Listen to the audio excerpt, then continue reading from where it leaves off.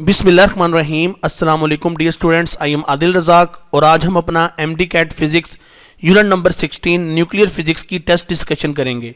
Dear students, ये हमारे MD CAT physics syllabus का आखिरी यूनिट है और ये हमारी लास्ट टेस्ट डिस्कशन है। सो आपने इस टेस्ट डिस्कशन को भी बहुत तवज्जो और गौर से सुनना है और कोशिश करनी है कि जो गलतियां आपने की हैं वो आप ना दोहराओ, उनको अच्छी तरह से नोट करो, अपने लेक्चर नोट्स के अंदर उनको लिख लो कि यहाँ पे हमने ये मिस्टेक की थी, अब नेक्स्ट टाइम हमने इस चीज़ को अच्छी तरह से देखना है।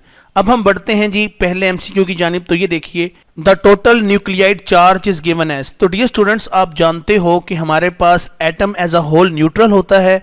अब जो न्यूक्लियस है उसके ऊपर होता है पॉजिटिव चार्ज। अब चूंकि इलेक्ट्रॉन्स शेल में होते हैं तो सारा नेगेटिव चार्ज जो है वो शेल संभालते हैं और सारा जो पॉजिटिव चार्ज है वो न्यूक्लियस संभालता है। तो न्यूक्लियस के ऊपर एज अ होल जो टोटल चार्ज होता है वो होता है ZE। ये आपके पास जो चार्ली ऑप्शन है ये आप देख सकते हो। So Charlie is the right option. The number of neutrons and protons in dash element is almost equal. तो मैंने आपको ये लेक्चर के अंदर समझाया था कि जो हमारे पास लाइटर न्यूक्लियाई होते हैं और जो हमारे पास स्टेबल न्यूक्लियाई होते हैं उनमें number of protons and neutrons same होते हैं, उनकी रेशो सेम होती है।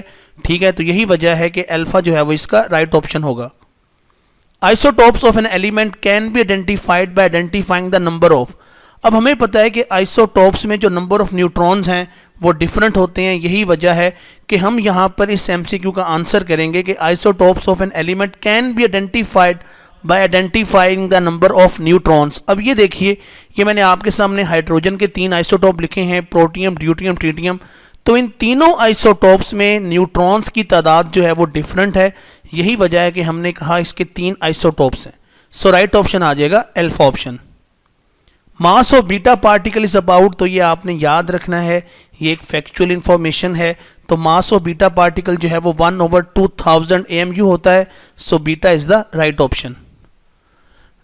Thorium 230 isotope is potential source of alpha radiation. The daughter nuclide after 1 alpha emission is. तो देखिए जी, जब थोरियम 230 जो है वो 1 अल्फा इमिशन करेगा तो ये Rn2 to 6 में कन्वर्ट हो जाएगा। ये आप देख रहे हैं रिएक्शन, ये आपने रिएक्शन याद रखना है। मैंने आपसे कहा था कि यहाँ पर जो डॉटर न्यूक्लियाई होता है वहाँ पर X का निशान लगा देते हैं और पूछते हैं कि डॉटर न्यूक्लियाई कौन सा होगा, उसका एटॉमिक नंबर आपको आना चाहिए। ठीक है, तो 230 हमें पता है, 226 कब होगा, जब हीलियम जो है वो यहाँ पर जो है अल्फा पार्टिकल जो है वो इमिट होगा।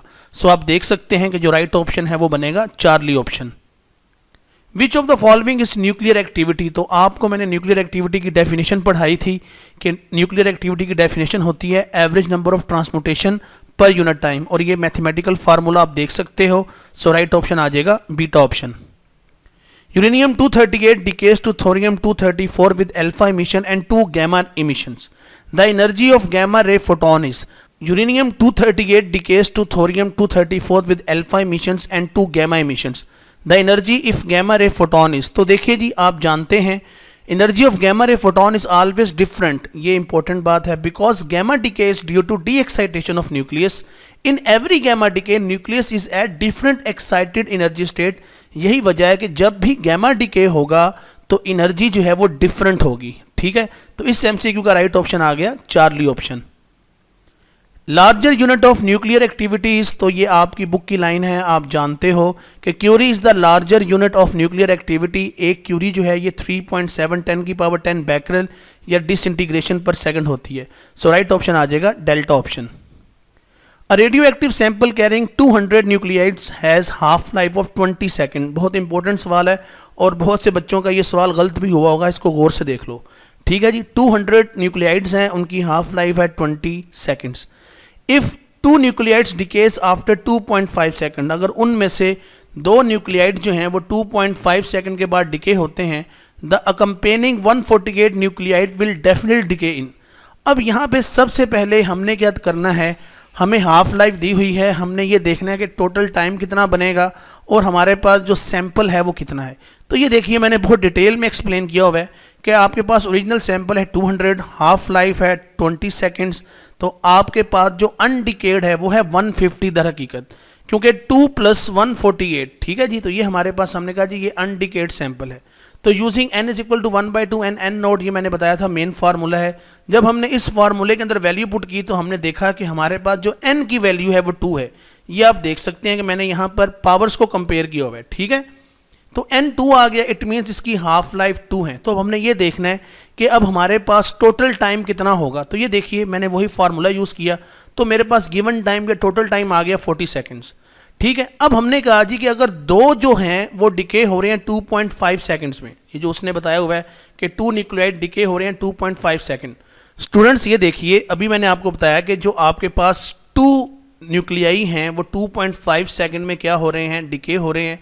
तो फिर जो बाकी 148 न्यूक्लियाई हैं वो डेफिनेटली डिके होंगे 37.5 सेकंड्स में। कैसे पता चला कि आपने 40 में से 2.5 को माइनस कर देना है, तो आपके पास 37.5 बच जाएगा। तो हमने कहा कि टोटल 150 थे, ठीक है।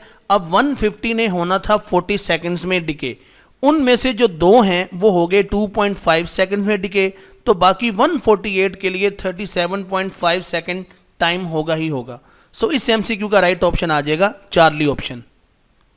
Half life of radioactive sample is always, तो देखिए जी हाफ लाइफ हमेशा फाइनाइट होती है, उसकी खास वैल्यू होती है, जबकि कंप्लीटली डिके के लिए इनफाइनाइट टाइम चाहिए होता है। तो ये देखिए half life of radioactive sample is always finite, infinite time is required to decay completely. तो यहाँ पे गौर से आपने देखना था, हाफ लाइफ की बात की गई है तो हाफ लाइफ हमेशा फाइनाइट ही होती है। So beta is the right option. Astatine 21885 decays to PO21884 as a result of natural transmutation. The process is called. अब आप गौर से देखें कि इस रिएक्शन में हुआ क्या है। इस रिएक्शन में Z की वैल्यू जो है वो कम हुई है, A की वैल्यू सेम है। अब Z को देखें, Z कम हुआ है, ठीक है। तो मैंने आपको पढ़ाया था बीटा डिके, ठीक है। बीटा डिके ऐसा डिके है जिसमें A सेम रहता है जबकि Z की वैल्यू +-1 होती है। अब यहाँ पर Z की वैल्यू -1 हुई है, तो हमने कहा कि ये बीटा पॉजिटिव डिके है, और बीटा पॉजिटिव डिके के अंदर हमेशा जो है वो एक इलेक्ट्रॉन आता है ताकि आपके पास मैस एंड चार्ज कंजर्व रह सके। तो यही वजह है कि यहाँ पर जो इलेक्ट्रॉन आएगा इसको हम बोलते हैं इलेक्ट्रॉन कैप्चर, ठीक है। तो बीटा पॉजिटिव डिके का एक नया नाम ये भी है कि हम इसको इलेक्ट्रॉन कैप्चर रिएक्शन भी बोलते हैं, और ये आप रिएक्शन देख सकते हो। सो राइट ऑप्शन आ जाएगी alpha option. The fraction of radio nuclides left undecayed after 7 half life is, तो ये मैंने आपको एक टेबल बनवाया था और वहाँ पे मैंने बताया था कि आपने इस टेबल को फिलअप करना है। मैंने 6 तक किया था फिल, मैंने कहा था 10 तक आपने खुद करना है। तो अगर आपने वो टेबल फिल किया हुआ है तो अब आपको ज़ुबानी आना चाहिए कि 7 हाफ लाइफ के बाद 1/128 जो है वो अनडिके हो जाएगा आपके पास सैंपल, ठीक है। सो इस MCQ का राइट ऑप्शन आ गया चार्ली ऑप्शन। ये आप सोल्यूशन भी देख सकते हो। कार्बन 12 6 प्लस न्यूट्रॉन 1 0 जो है ये ब्रिलियम बन रहा है 9 4। अब आप गौर से देखें कि आपने यहाँ पे चार्ज और मैस कंजर्व करना है, तो फिर कौन सा जो है वो इनमें से एलिमेंट जो है वो बन सकता है। तो हमने कहा जी यहाँ पर हीलियम बनना चाहिए। सो इस MCQ का राइट ऑप्शन आ जाएगा अल्फा ऑप्शन, और ये रिएक्शन आप अपने सामने देख सकते हो। Fraction of decaying atoms per unit time is called, तो डियर स्टूडेंट ये स्टैंडर्ड डेफिनेशन है डिके कांस्टेंट की। ये आप देख सकते हो कि del n/n ये होता है फ्रैक्शन ऑफ डिकेइंग एटम्स, ये है डिवाइडेड बाय डेल्टा टी। तो हम यही वजह हम कहते हैं कि fraction of decaying atoms per unit time. So इस MCQ का राइट ऑप्शन आ गया beta option. Decay constant of radio nuclide is 0.693 milliseconds, ठीक है जी। तो its half life would be, तो ये देखें जी सिंपल आप फार्मूला इस्तेमाल करें, पुट करें वैल्यूज़, तो ये कट जाएगा 0.693 से 0.693, वो 10 की पावर -3 है, ऊपर जाकर 10 की पावर +3 हो जाएगी, तो आंसर आ जाएगा 1000 seconds. So right option is alpha option. Decay constant of stable isotope in periodic table is, तो देखिए जी स्टेबल आइसोटोप्स का डिके कांस्टेंट 0 होता है क्योंकि उन्होंने डिके होना ही नहीं है, ठीक है। सो MCQ का राइट ऑप्शन आ गया चार्ली ऑप्शन।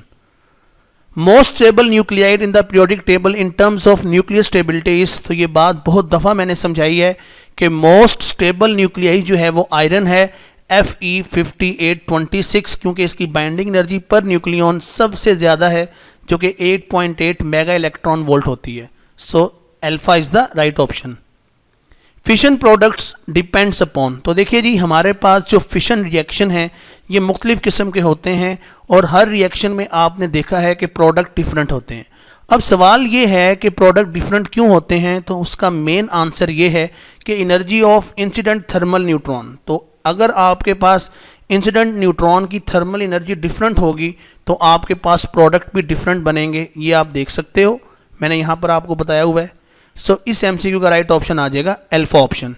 और इससे रेलेवेंट बहुत से आगे एमसीक्यू भी आएंगे तो उनको भी आपने देखना है, ठीक है। इस एमसीक्यू की बेस के ऊपर 3 से 4 एमसीक्यूज और हैं। Fission reaction can be carried out in dash different ways, तो देखिए अभी मैंने आपको बताया कि आपके पास फिशन रिएक्शन डिफरेंट जो है वो टाइप्स के होते हैं, लेकिन हमारी बुक में उसने 3 डिफरेंट रिएक्शन दिए हुए हैं तो हम यहाँ पर बुक के मुताबिक 3 कहेंगे, लेकिन दर हकीकत ये रिएक्शन ज़्यादा भी हो सकते हैं, ठीक है। तो ये देखिए जी यहाँ पर जो मैंने आपको शो किए हुए हैं ये 5 रिएक्शन है, ये आप गौर से देख सकते हो, ठीक है। लेकिन चूँकि हमारी बुक में उसने 3 रिएक्शन शो किए हुए हैं, यही वजह है कि हम कहेंगे जी 3 डिफरेंट वेज। तो राइट ऑप्शन आ जाएगा इसका alpha option. Which is true for fission, once again जी उसी कंसेप्ट के ऊपर, तो हमने कहा जी कि हमारे पास फिशन रिएक्शन के बाद जो प्रोडक्ट्स बनते हैं वो होते तो स्टेबल हैं, ठीक है, लेकिन वो होते रेडियो एक्टिव ही हैं। तो हम कहते हैं जी both the products are radio active but more stable than uranium. तो ये देखिए जी डेल्टा जो है वो इसका राइट आंसर होगा। अब ज़रा गौर करें ज़रा इस ऑप्शन के ऊपर कि both the products are radio active but more stable than U, क्यों? क्योंकि इनकी बाइंडिंग एनर्जी पर न्यूक्लियन जो है वो यूरेनियम से ज़्यादा होती है। Which of the following uranium mass will give rise to atomic explosion, तो ये मैंने आपको बताया था कि 3 डिफरेंट मासेस होते हैं, सब क्रिटिकल, क्रिटिकल, सुपर क्रिटिकल। तो अगर आपके पास mass of uranium greater than critical mass होगा तो उससे हम एटॉमिक एक्सप्लोजन करवाते हैं। So delta is the right option. Which is not needed in fast reactors, तो फास्ट रिएक्टर वो रिएक्टर होते हैं कि जिनमें फास्ट मूविंग न्यूट्रॉन चाहिए होता है रिएक्शन को कैरीड आउट करने के लिए। तो मॉडरेटर का काम होता है न्यूट्रॉन्स की स्पीड को स्लो करना। अब चूँकि फास्ट रिएक्टर है, फास्ट न्यूट्रॉन चाहिए, तो यही वजह है कि फास्ट रिएक्टर में मॉडरेटर्स नहीं होंगे, ठीक है। ये आप देख सकते हो एक्सप्लेनेशन। सो राइट ऑप्शन आ जाएगा इसका Charlie option. The energy given out per nucleon in fusion reaction is dash time greater than energy given out in fission per nucleon, तो ये बात डिस्कस हो चुकी है लेक्चर के अंदर। ये देखिए energy given in fission per nucleon is approximate 1 mega electron volt, जबकि फ्यूजन में ये होती है अप्रोक्सीमेट 6 मेगा इलेक्ट्रॉन वोल्ट। यही वजह है कि हम कहते हैं कि जी energy of fusion is 6 time greater than energy of fission, ठीक है। तो आप देख सकते हैं alpha is the right option. When 2 neutrons are fused together to produce tritium and protium, the energy released is, तो ये मैंने आपको शॉर्टकट सिखाया था रिएक्शन का। तो देखें यहाँ पे 2 न्यूट्रॉन हैं, एक ट्रीटियम है, एक प्रोटियम। तो ये कौन सा रिएक्शन हुआ? ये रिएक्शन हो गया DTTP। तो DTTP में जो एनर्जी है वो 4 मेगा इलेक्ट्रॉन वोल्ट रिलीज होती है, ये आप देख सकते हो, ठीक है। 2 न्यूट्रॉन मिलके एक ट्रीटियम एक प्रोटॉन बना रहे हैं with the emission of 4 mega electron volt energy. So इस एमसीक्यू का राइट ऑप्शन आ गया Charlie option.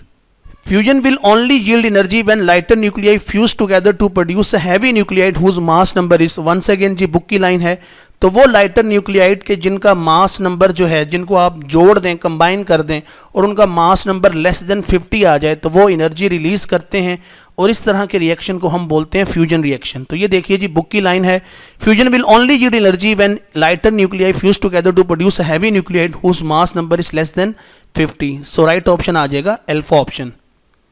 2 protons are fuse together to produce dash in sun, तो देखें जी रिएक्शन इन सन की बात आ गई, पीपी चेन रिएक्शन है। तो 2 प्रोटॉन मिलके जो है वो क्या बनाते हैं, ड्यूट्रॉन एंड पॉजिट्रॉन। ये आप रिएक्शन अपनी आंखों के सामने देख सकते हो। सो इस एमसीक्यू का राइट ऑप्शन आ जाएगा Charlie option. Temperature needed to induce fusion reaction is, तो वंस अगेन जी बुक की लाइन है 10 मिलियन डिग्री सेल्सियस टेम्परेचर चाहिए हमें ताकि हम फ्यूजन को इंड्यूस करवा सकें, क्योंकि इतने टेम्परेचर के ऊपर आप इलेक्ट्रोस्टैटिक रिपल्शन को ओवरकम कर सकते हैं। सो राइट ऑप्शन आ जाएगा alpha option. Which are elementary particles, तो डियर स्टूडेंट्स वंस अगेन जी बुक की लाइन है quarks are elementary particles. So Charlie is the right answer. Basic building block of matter are called, तो once again जी देखें ये भी book की lines ही हैं। तो basic building block of matter are called elementary particles, ये आप देख सकते हो। So Charlie is the right option. Hadrons are categorized on the basis of, तो देखिए जी हेड्रॉन्स जो हैं वो कैटेगराइज हुए हैं 2 के अंदर, एक होते हैं हमारे पास बैरियॉन्स और एक होते हैं हमारे पास मीजॉन्स। बैरियॉन्स में 3 क्वार्क्स होते हैं जबकि मीजॉन्स में 2 क्वार्क्स होते हैं। ये आप देख सकते हो डिटेल स्ट्रक्चर, ठीक है। तो अब आपके पास इनके अंदर जो मेन फ़र्क आएगा वो आएगा मास का। क्यों? क्योंकि यहाँ पे 3 क्वार्क्स हैं, यहाँ पे 2 क्वार्क हैं। ओके, तो यही वजह है कि हमने कहा जी कि hadrons are categorized on the basis of mass, so alpha is the right option. Dear students, इसके साथ ही आज की ये टेस्ट डिस्कशन इख्तिताम पजीर हुई। मैं उम्मीद करूँगा कि आपने इस टेस्ट के अंदर बहुत ही मिनिमम गलतियाँ की होंगी और जो गलतियाँ आपने की भी हैं अब इंशाल्लाह इस डिस्कशन के थ्रू जो है वो रेक्टिफाई हो जाएंगी। आपने अपनी गलतियों को अच्छी तरह से नोट डाउन करना है और कोशिश करनी है कि नेक्स्ट टाइम ये ना हो। टेस्ट डिस्कशन का मेन मकसद ये होता है कि गलतियों को रेक्टिफाई करना। तो आप अपना ख्याल रखिएगा। अल्लाह हाफिज़, टेक केयर।